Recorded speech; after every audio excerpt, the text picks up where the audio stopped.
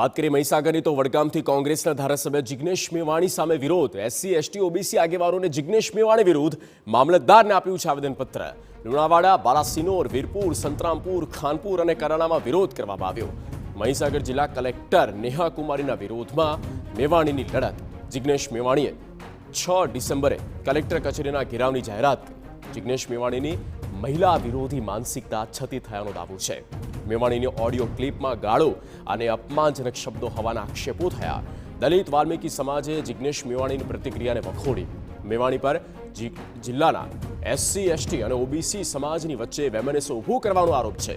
રાજકીય લાભ મેળવવા જિગ્નેશ મેવાણી પ્રયત્નશીલ હોવાનો આરોપ લાગ્યો છે.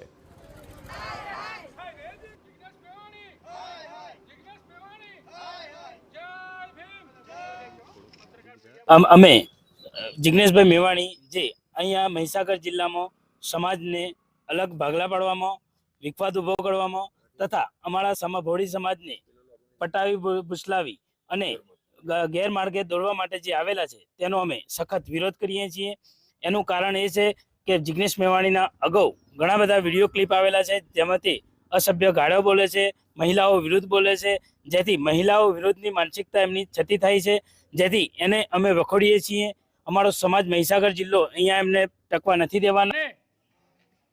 ભાઈ જિગ્નેશ મેવાણી, આપને જ્યારે સમાજની આટલી બધી ચિંતા છે તો વડોદરાની અંદર તુલસીવાડની અંદર વિદર્ભી મુસ્લિમ સમાજના છોકરાએ ખંજર મારીને જ્યારે તપન પરમારની હત્યા કરી છે ત્યારે તમારું એક સ્ટેટમેન્ટ ગુજરાતના મીડિયામાં મૂકવા વિનંતી છે. તમે નથી શ્રદ્ધાંજલિ આપી શક્યા કે નથી બે શબ્દો બોલી શક્યા. શું એ દલિત સમાજનો